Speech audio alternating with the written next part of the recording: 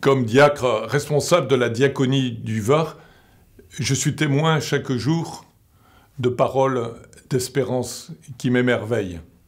Récemment, dans un groupe de partage sur le thème du jubilé « L'espérance ne déçoit pas », j'ai écouté des personnes en grande difficulté qui avaient subi des violences conjugales, des expulsions locatives, des placements d'enfants, des problèmes de santé, du chômage, et qui s'exprimaient ainsi.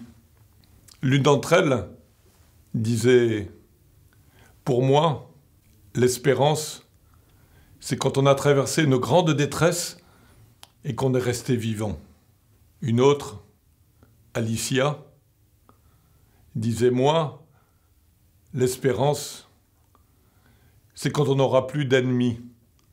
Alors on sera dans la paix. » L'une et l'autre, finalement, donnaient écho aux paroles du psalmiste qui dit « Amour et vérité se rencontrent, justice et paix s'embrassent. » On ne peut pas parler d'espérance comme quelque chose qui serait en l'air, déconnecté de la réalité, surtout quand elle est difficile, quand elle est confrontée à la souffrance et à la douleur.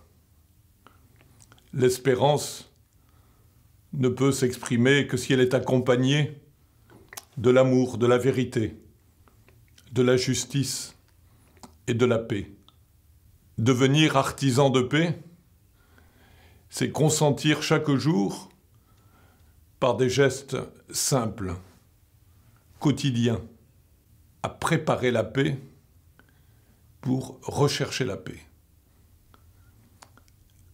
Un apôtre de la non-violence aimait à dire « Faites-vous serviteurs des petits et la paix viendra. » Être attentif aux plus fragiles, à ceux qui ont du mal à s'exprimer, qui ont parfois honte d'exister, qui ne savent pas toujours trouver leur place dans la société et encore moins dans l'Église.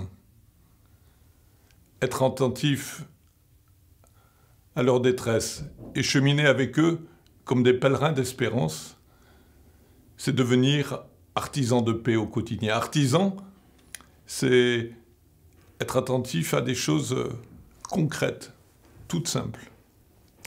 Alicia rajoutait dans son témoignage « Si toute l'énergie que l'on met à régler ses comptes, à vouloir se venger, on le mettait à se réconcilier, à chercher la bienveillance, à construire la paix, oui, ce serait vraiment la terre promise.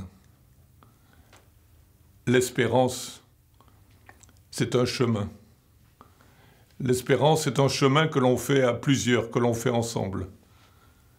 Et la diaconie n'a pas d'autre vocation que de prendre soin des relations, de ces relations entre nous, relations pour servir la fraternité, une fraternité qui se reçoit dans la joie, une fraternité qui construit jour après jour l'Église de Jésus.